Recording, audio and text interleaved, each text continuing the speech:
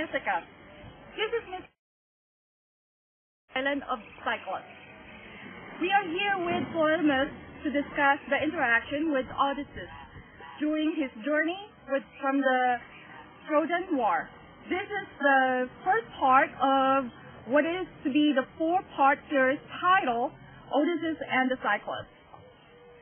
Polymus, tell us from the beginning what exactly happened between you and the Odyssey on the fateful day. Well, as I remember, it was a beautiful day. I was exhausted from tending to my teeth, as you see.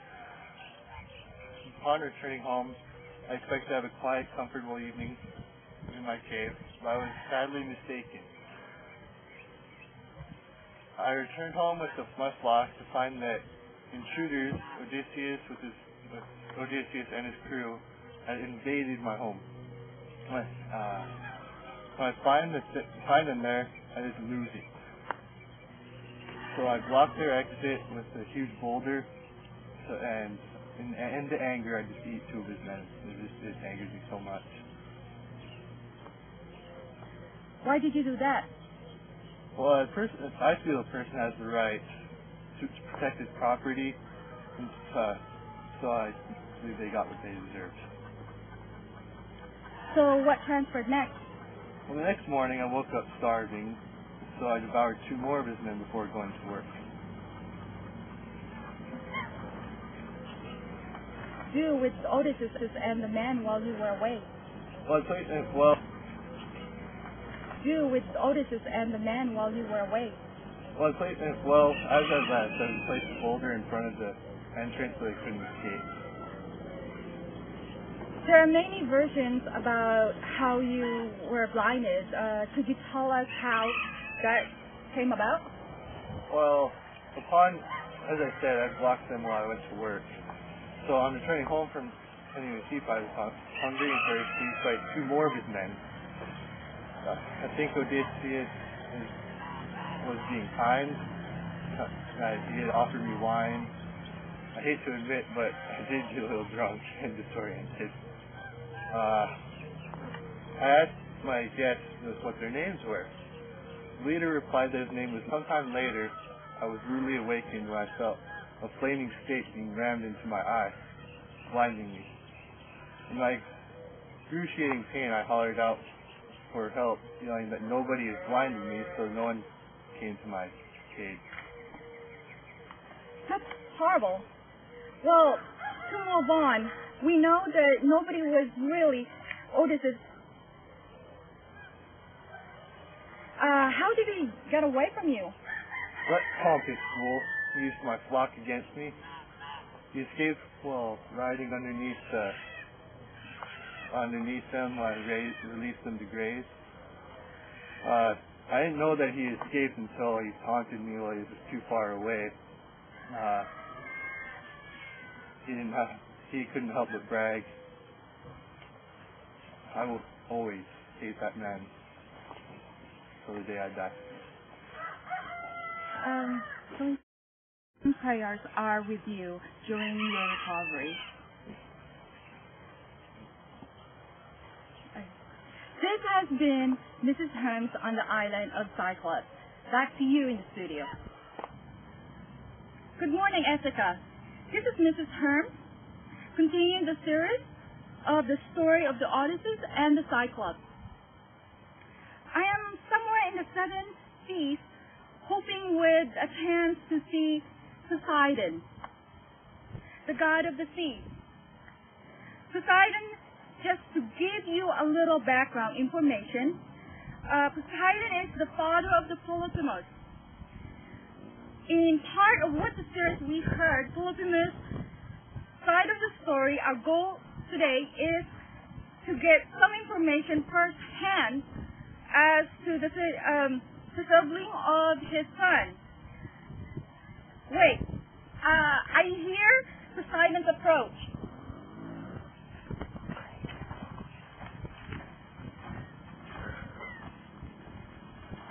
Poseidon, thank you for your time coming out in your busy day. Thank you for allowing me to share my feelings and point of view with you.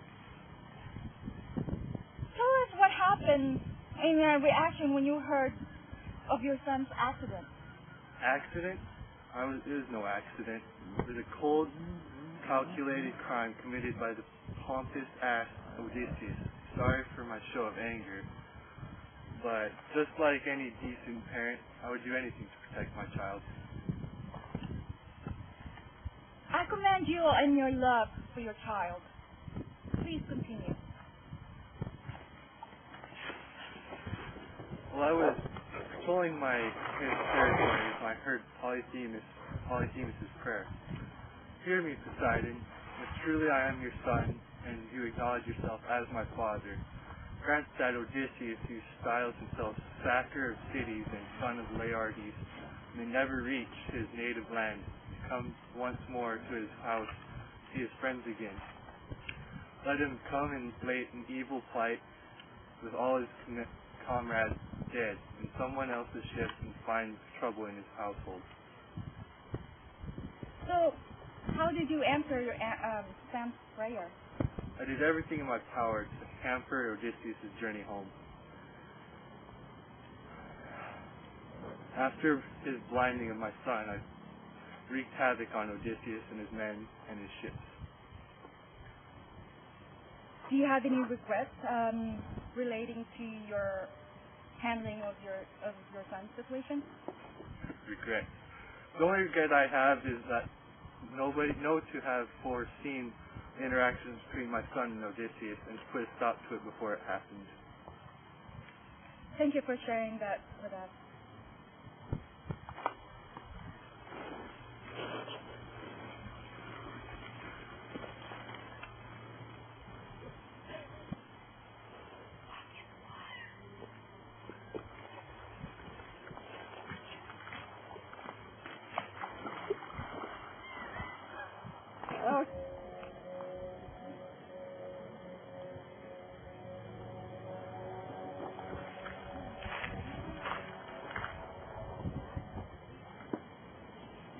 Hello, this is Miss Hermes, reporting on the fourth and final part of our series, Odyssey and the Cyclops.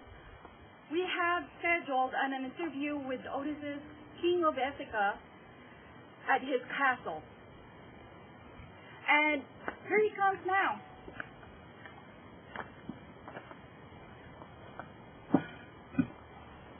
Thank you so much for having me. In the past few days, we have talked with Polyphemus, Poseidon, and a sailor about the happening between you and them. We would like to give you the opportunity to tell your side of the story. I appreciate the opportunity to tell my story. Go ahead and begin. We were sailing through the murky night as we landed on the island of the Cyclops. We were in great need of food and water to continue our journey to Ithaca. We came upon a cave full of crates of milk and cheese. The men wanted to steal away the food and head for the ships, but I hoped the Cyclops would make us welcome and give us food as gifts.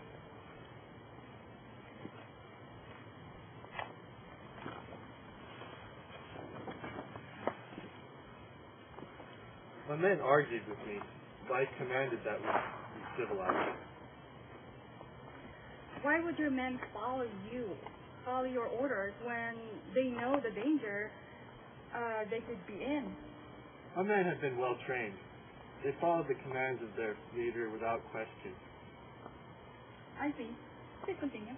Finally, Polyphemus returned to his cave.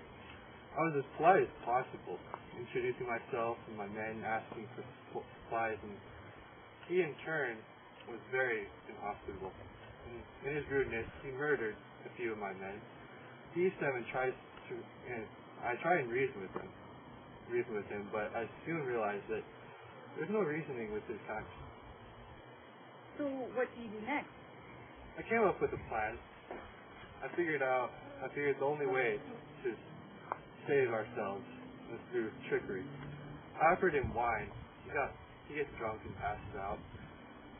As he was sleeping, we stabbed him in the eye, in one and only eye. blinding him. Since he cannot see, we are able to sneak out by tying ourselves underneath his sheep, escaping as he led them out to graze.